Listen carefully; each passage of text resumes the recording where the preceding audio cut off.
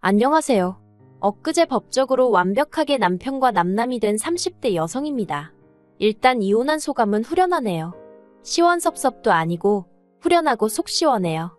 어차피 이렇게 될 거였다면 아예 시작하지 않는 게 나았을지도 모른다는 생각도 들고, 동시에 짧다면 짧고 길다면 긴 흘러가 버린 제 시간을 생각하면 아무튼 여러 가지로 복잡한 심정입니다. 하지만 지나간 과거를 이야기해서 뭐 하겠어요. 오늘 마지막으로 개차반 같은 남편에 대해서 공개적으로 욕이나 하고 두 번 다시는 입에 올리지도 않으려고요. 여성 의류와 아기 옷을 수출하는 무역회사를 운영하고 계시던 친정아버지의 영향으로 저도 어려서부터 패션 사업에 관심이 많았어요.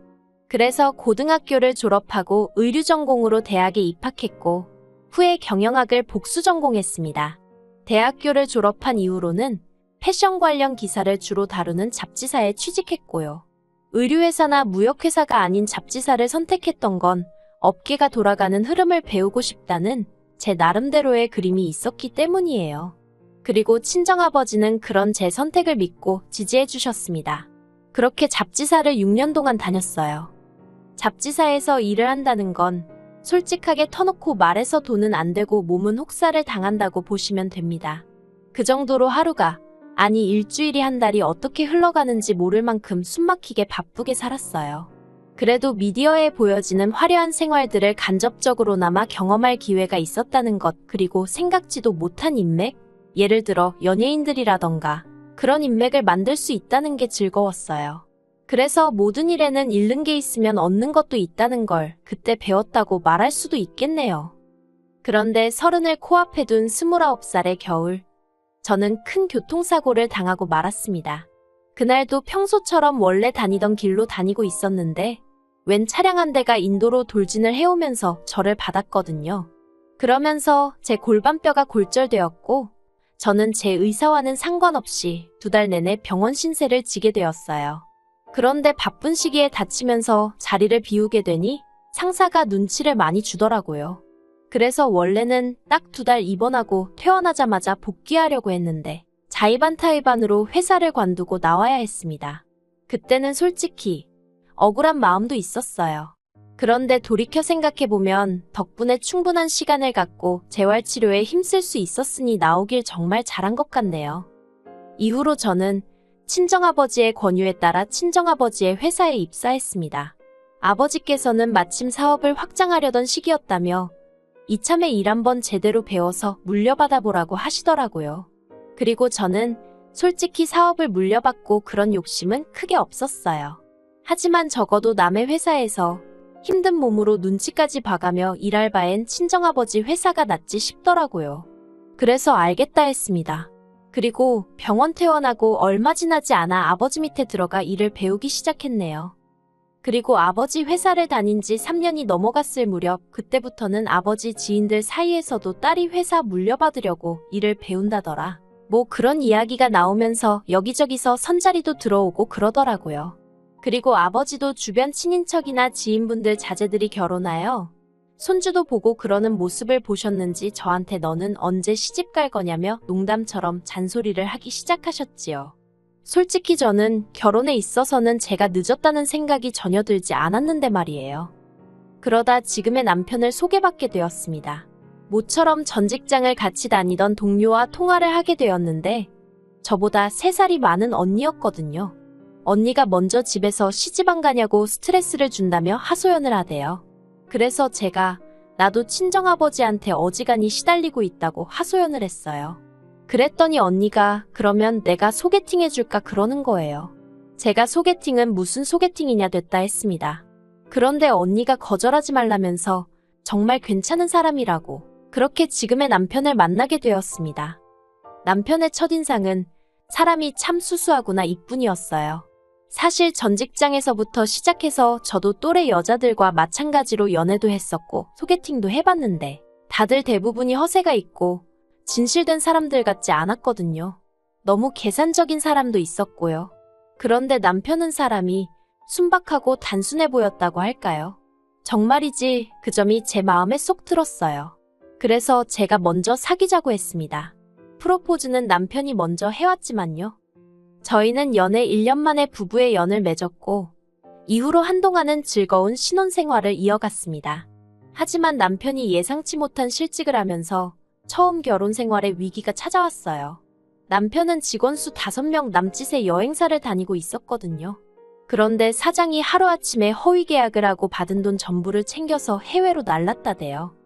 사정이 그렇게 되자 솔직히 당장 굶어 죽을 상황은 아니었지만 그래도 마음이 편치는 않았지요.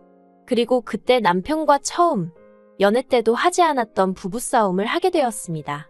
솔직히 저도 남편이 잘못해서 일어난 일이 아니라는 건 알고 있었지만 그래도 아내로서 실직 이후로 하루가 멀다 하고 집에서 술만 먹고 있는 남편을 보고 있으니 그것도 하루 이틀이지 한 달 가까이 그러고 있으니까 환장하겠더라고요. 그래서 보다 못한 제가 그럴 시간에 차라리 어디 다른 직장이라도 알아보던가 그게 안 되면 막노동이라도 해서 좀 극복을 해야 할 거 아니냐고 했어요. 그랬더니 남편이 저더러 하는 말이 너는 장인어른 회사에서 일하니까 눈치 볼 일이 있기라냐? 뭐 결과가 안 좋아도 누가 너한테 욕을 하냐 돌을 던지냐? 어이가 없었습니다. 저도 나름대로 친정아버지한테 일 못하면 욕먹고 애로사항이 있었거든요.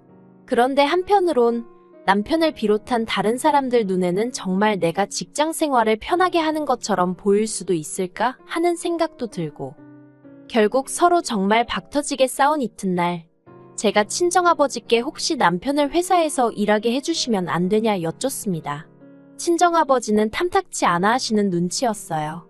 애시당초 이런 부탁부터 하려면 일하려는 사람 본인이 직접 하지 왜 아내인 제가 나서서 하느냐는 게 아버지 말씀이셨지요.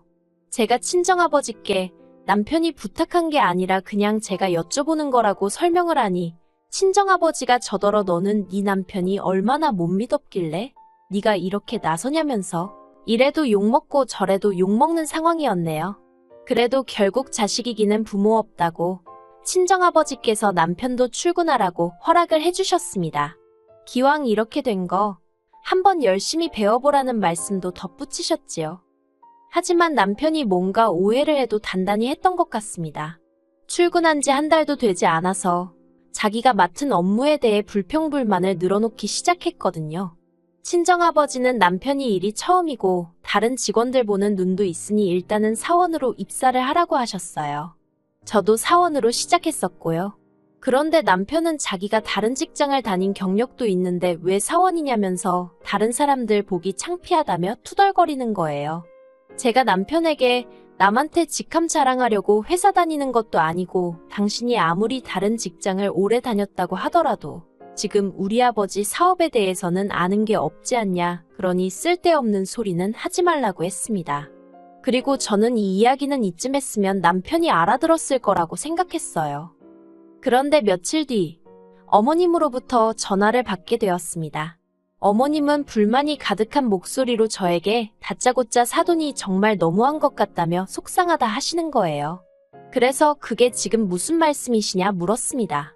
그러자 너 내 아들이 대학물에 대학원물까지 먹은 거 알지 않냐면서 그런데 너보다 직급도 낮다는 게 말이 된다고 생각하니 그러시는 거예요.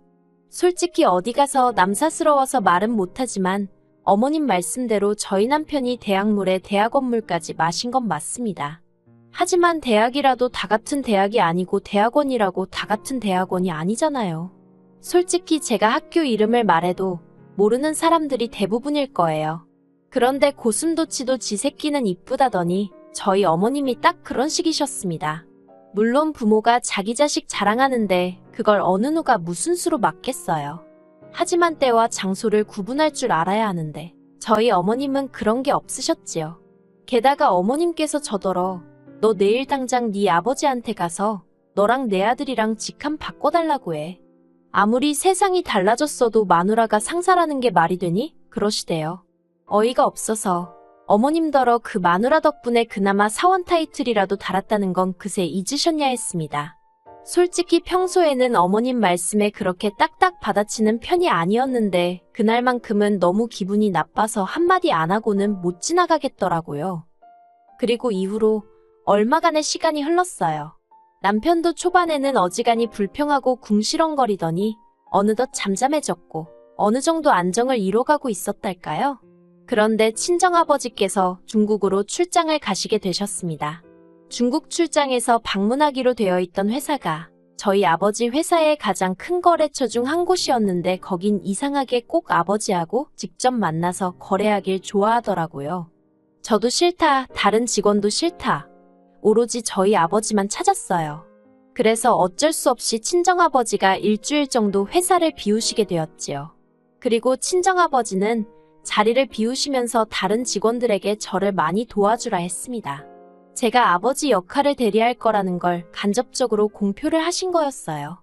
솔직히 제 입으로 말하긴 뭐하지만 직원들 전부 다 아버지랑 제 관계를 알고 있었고 그것과는 별개로 제가 일을 잘했거든요. 처음으로 일본에 있는 회사와 거래도 성사시켰고요. 그래서 언젠가부터 직원들 사이에서는 아버지가 은퇴하시면 제가 물려받는 걸로 소문이 나기 시작했지요. 그리고 남편도 이 소문을 들은 눈치기는 했어요. 왜냐하면 남편이 아니었으면 어머님 귀에 그런 소리가 들어갈 리가 없었을 테니까요. 하루는 어머님이 연락을 해오셔서는 사돈이 제정신이냐면서 어떻게 멀쩡히 잘난 사위를 두고 사업을 딸한테 물려주냐는 겁니다. 그러면서 사업은 똑똑한 남자가 해야 크는 법이라면서 듣는데 순간 무슨 말씀을 하시는 건가 싶어서 멍하더라고요. 그리고 그날도 결국 남편하고 대판 싸웠습니다. 도대체 어머님한테 무슨 얘길 어디까지 하고 다니는 거냐 했지요. 그러자 남편도 한다는 소리가 자기가 자기 엄마한테 못할 말이 뭐가 있냐면서 솔직히 자기가 머슴이냐면서 멀쩡한 사람 데려다가 말단이나 할 법한 일을 시킨다고. 정말이지. 친정아버지가 그 자리에 계신 건 아니었지만 듣고 있는데 너무 열받더라고요. 솔직히 제 남편이지만 소위 그 일머리라고 하지요? 그게 없었어요. 그러니 같이 일하는 직원들이 오죽하면 제 남편인 걸 알면서도 제 앞에서 같이 일하기 힘들다고 농담처럼 하소연을 해댔겠어요. 사람이 순박하고 순진해서 좋았는데 정말 달랑 그 두 개만 장점일 줄은 몰랐네요. 하지만 남편에게 제가 정말 실망하고 동시에 화가 났던 건 앞서 말씀드린 대로 친정아버지가 출장을 가시면서 일어난 일 때문이었습니다.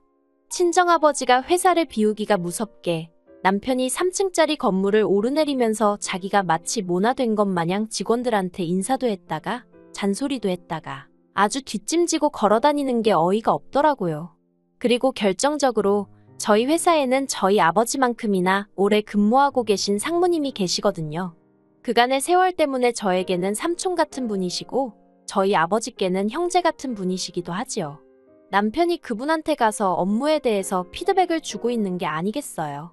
어이가 없어서 그래도 100번 양보해서 피드백 그래요. 좋은 의도로 줄 수 있다고 칠게요. 하지만 진짜 문제는 남편의 태도였습니다.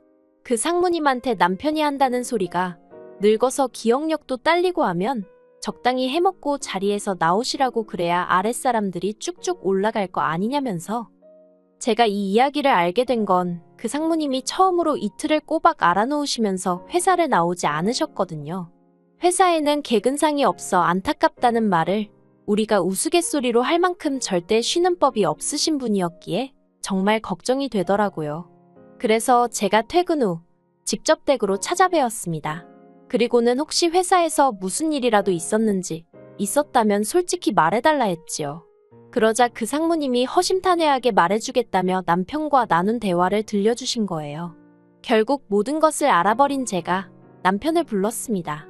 그리고는 이 정도로 회사 일에 불만이 많은 줄은 몰랐다고, 다 내 잘못인 것 같다고, 그러니 이만 회사에서 나가달라 했지요. 그러자 남편이 갑자기 무슨 말도 안 되는 소리냐며 저에게 짜증을 냈어요. 그리고는 저더러 네가 뭔데 나가라 마냐 그러대요. 그렇게 친정아버지가 돌아오시는 날까지 둘이 팽팽하게 맞서며 나를 세우고 있었습니다. 그러다 친정아버지가 오시자 제가 생각해도 유치한데 저희 둘 다 서로의 잘못을 일러대느라 정신이 없었어요. 그리고 친정아버지도 남편이 그 상무님께 막말을 했다는 사실, 그거 하나만큼은 이해할 수가 없다면서 아무래도 당신이 잘못 생각한 것 같다며 빨리 직장을 구해서 나가라고 하시더라고요. 그때였습니다. 남편이 정말 다들 너무한다면서. 그리고는 저희 아버지더러 솔직히 아들도 없으시면서 사위한테 이러시면 나중에 험한 꼴 보신다 그러대요. 그 말을 듣곤 저희 아버지도 저도 둘 다 귀를 의심했습니다. 제가 먼저 남편더러 지금 말 다 했냐고 그랬더니 할 말이야 많은데 자기가 참는 거라면서. 그리고 그때 친정아버지가 남편더러 너 짐 싸라고 한마디 하셨습니다. 사실 저희 아버지가 사업을 하시다 보니 평소에는 어떻게든 감정 표현을 잘 안 하려고 노력을 하시는 편이세요.